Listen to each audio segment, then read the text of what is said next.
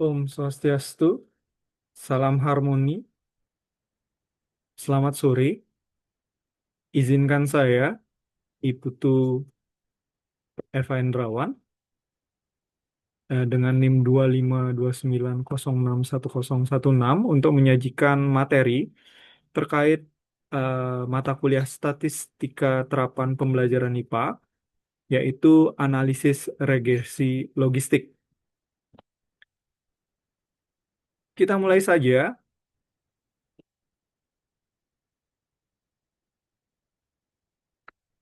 Kalau kita bicara tentang analisis regresi logistik, untuk mengawali itu, kita mulai dulu dengan apa itu analisis regresi. Analisis regresi itu adalah metode statistik yang digunakan untuk mempelajari pola hubungan fungsional atau numerik antara dua variabel atau lebih. Lalu, tujuan analisis regresi itu adalah untuk mengetahui perubahan pada variabel terikat atau dependen jika variabel bebas atau independen mengalami perubahan, dan juga untuk memprediksi nilai variabel terikat berdasarkan nilai variabel bebas. Kegunaan analisis regresi itu secara umum itu ada tiga. Yang pertama, mampu mendeskripsikan fenomena data melalui terbentuknya suatu model hubungan yang bersifat numerik. Yang kedua, dapat digunakan untuk melakukan kontrol atas suatu fenomena atau kasus yang sedang diteliti. Dan yang ketiga, bertujuan untuk tujuan peramalan atau prediksi nilai variabel dependen. Jenis analisis regresi berdasarkan jenis variabel terikat itu ada tiga. Yang pertama adalah analisis regresi linear biasa, yang kedua analisis regresi logistik, dan yang ketiga adalah analisis regresi Poisson. Nah, sekarang kita akan bahas salah satu dari ketiga analisis regresi tersebut, yaitu analisis regresi logistik. Apa itu analisis regresi logistik? Menurut Wulandari dan Subartini, di tahun 2022, regresi logistik adalah suatu model yang menghubungkan variabel respon kualitatif dengan variabel-variabel penjelas kuantitatif atau kualitatif. Analisis regresi logistik itu digunakan ketika variabel terikat atau dependen yang diprediksi atau yang dijelaskan itu bersifat kategorikal atau diskrit, tidak kontinu. Lalu pertanyaannya adalah, apa sih yang dimaksud dengan variabel terikat yang bersifat kategorikal? Variabel bersifat kategorikal itu maksudnya adalah data itu berbentuk nominal atau ordinal. Paling umum sebenarnya contohnya adalah data biner, yaitu hanya memiliki dua kemungkinan hasil. Contohnya ya atau tidak, lolos atau gagal, puas atau tidak puas, pria atau wanita. Nah, jadi seperti itu contohnya. Lalu jenis-jenis analisis regresi logistik apa saja? Yang pertama itu adalah regresi logistik biner, di mana variabel dependen memiliki dua hasil yang mungkin atau kategori bersifat dikotomi. Contohnya ya atau tidak, sukses atau gagal, sakit atau sehat, nol atau satu. Tujuan analisisnya itu adalah memperkirakan probabilitas kemungkinan atau kemungkinan terjadinya salah satu dari dua kategori tersebut. Yang kedua adalah regresi logistik multinomial, di mana variabel dependen memiliki tiga atau lebih hasil atau kategori dan tidak memiliki urutan yang ditentukan atau bersifat nominal. Contohnya misalnya mobil, bus, kereta api, itu kan jenis dari transportasi. Jadi nggak ada urutannya, maksudnya nggak ada tingkatannya. Lalu golongan darah A, B, AB, atau nol. Jenis produk yang disukai, produk X, produk Y, produk Z. Tujuannya adalah memperkirakan probabilitas masing-masing kategori hasil dibandingkan dengan kategori referensinya. Yang ketiga adalah regresi logistik ordinal. Variabel dependen memiliki tiga atau lebih hasil atau kategori, dan kategori-kategori tersebut memiliki urutan atau tingkatan yang ditentukan atau bersifat ordinal. Contohnya tingkat kepuasan, sangat puas, sangat tidak puas, netral, puas, sangat puas. Tingkat keparahan penyakit misalnya ringan, sedang, berat, nilai mata kuliah A, B, C, D, E. Tujuannya adalah memodelkan probabilitas untuk hasil kumulatif. Misalnya probabilitas hasil berada di kategori puas atau lebih tinggi.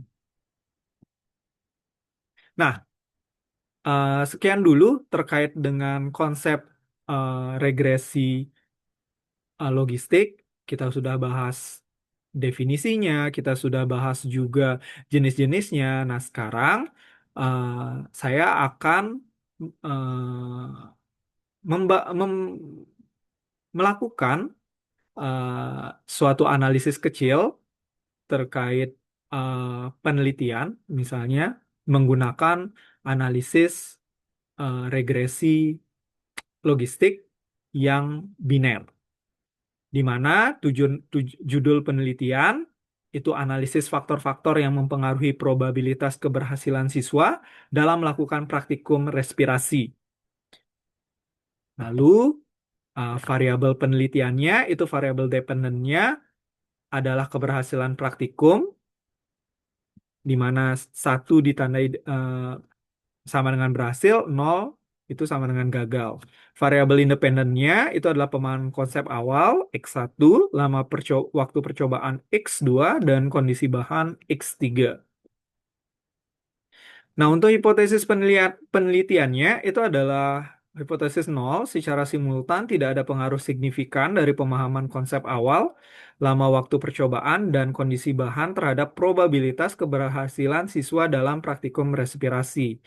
Yang berikutnya, hipotesis alternatif secara simultan tidak ada pengaruh signifikan dari pemahaman konsep awal. Maaf, ini apa namanya typo, di mana secara simultan ada pengaruh signifikan dari pemahaman konsep awal, lama waktu percobaan, dan kondisi bahan terhadap probabilitas keberhasilan siswa dalam praktikum respirasi. Nah, lalu kita akan melakukan analisis dengan SPSS. Di sini saya menggunakan SPSS 27. Di sini adalah variable view-nya, di mana X1, X2, dan X3 adalah independen, variabel independen, di mana di X3 itu ada value-nya, di mana kalau 0 itu adalah kurang ideal kondisi bahannya, kalau 1 itu ideal. Lalu untuk variabel dependennya itu keberhasilan praktikum, itu 0 gagal, 1 itu berhasil. Di mana untuk measure itu untuk X1, X2 itu kita menggunakan scale, lalu untuk X3 dan dependennya atau Y-nya itu kita menggunakan nominal. Nah, kita menggunakan 120 data, di mana nanti kita analisis, di mana kita klik analyze, lalu kita cari regression, lalu kita pilih binary logistik. Setelah itu nanti kita akan cari option di sana. Jadi kita pilih classification plot, Hosmer-Lemieux goodness. Uh, jadi kita centang juga correlation of estimate sama iteration history. Kita juga centang. Lalu kita klik continue. Nah, setelah kita klik continue, lalu nanti di OK, maka yang pertama kita akan melakukan menilai kecocokan model, di mana yang kita lihat itu adalah hasil dari Hosmer dan Lemieux test, di mana Jika signifikansinya lebih besar dari 0,05, maka dikatakan itu tidak ada perbedaan signifikan antara model regresi logistik yang diestimasi dengan data pengamatan. Jadi dengan kata lain, model regresi logistik tersebut telah layak atau fit dan cocok untuk memprediksi probabilitas keberhasilan praktikum siswa. Jadi analisis bisa dilanjutkan, analisis regresi bisa dilanjutkan.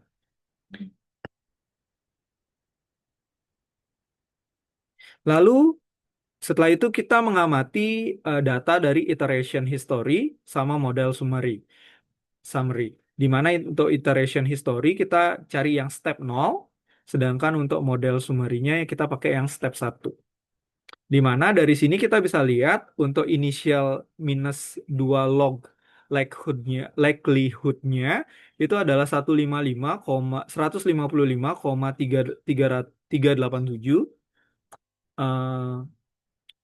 Sedangkan untuk step satunya itu nilainya adalah 16,428. Artinya di sini terjadi penurunan dari step 0 ke step 1. Di mana ketika terjadi penurunan, maka model regresi logistik itu yang terbentuk itu lebih baik. Lalu kita juga bisa melihat seberapa persen pengaruh dari variabel independen terhadap variabel dependen dengan melihat nilai dari Nagelkerke R square-nya, di mana di sini nilainya 0,945. Ketika kita kalikan dengan 100%, maka nilainya adalah 94,5%. Artinya, kalau kita bisa bilang, pengaruh variabel bebas X1, X2, dan X3 itu sangat berpengaruh terhadap variabel terikat.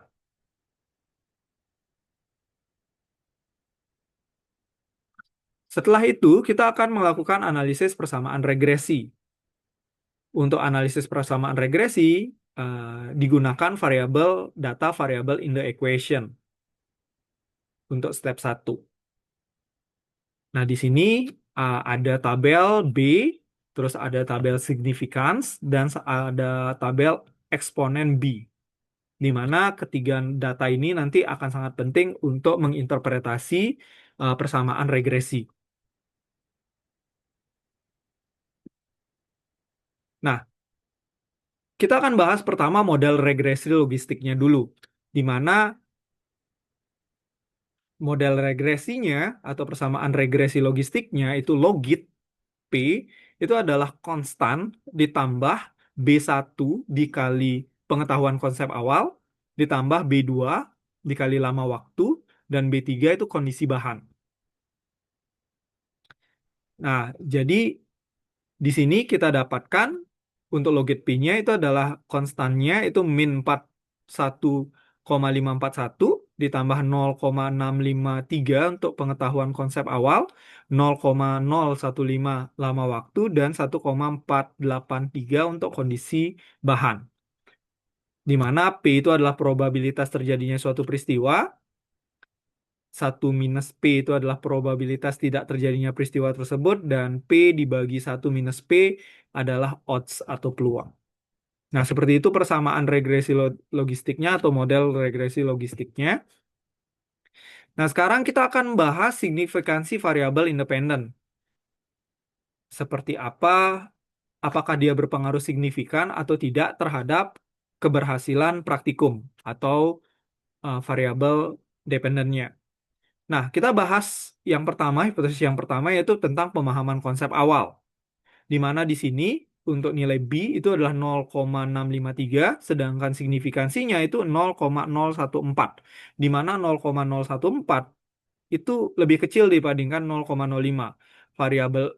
Jadi kita bisa simpulkan variabel ini memiliki pengaruh yang signifikan. Jadi pemahaman konsep awal itu memiliki pengaruh yang signifikan terhadap keberhasilan praktikum.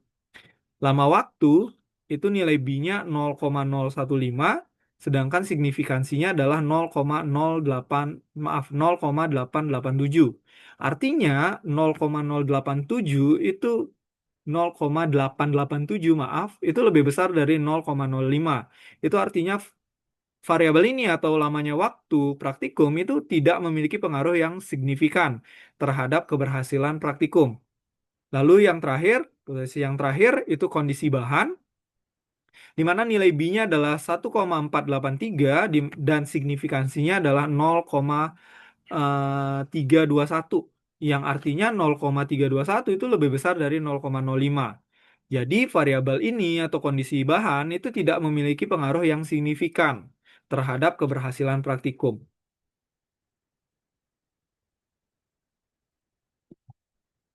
Kesimpulannya, dari berdasarkan signifikasi tersebut, hanya variabel pemahaman konsep awal yang secara statistik itu signifikan mempengaruhi log odds variabel dependent, yaitu keberhasilan praktikum. Artinya dia mempengaruhi secara signifikan probabilitas dari keberhasilan variabel dependent atau keberhasilan praktikum. Nah, sekarang kita akan bahas interpretasi koefisien, eksponen B, atau odds ratio. Nah, pemahaman konsep awal dari data yang sudah dipaparkan, pemahaman eksponen awal, eksponen B itu nilainya 1,922. Interpretasinya adalah untuk setiap peningkatan satu unit pada variabel pemahaman konsep awal, itu odds terjadinya peristiwa atau kemungkinan terjadinya peristiwa itu akan meningkat sebesar 1,922 kali atau meningkat sebesar 1,922 dikurangi 1 itu lalu dikali 100%, artinya 92,2%. Dengan asumsi variabel lain, lama waktu dan kondisi bahan itu dianggap konstan.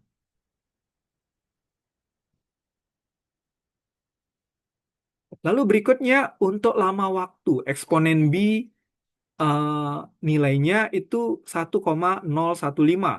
Interpretasinya adalah untuk setiap peningkatan satu unit pada variabel lama waktu, itu probabilitas terjadinya peristiwa akan meningkat sebesar 1,015 kali atau meningkat sebesar 1,5%.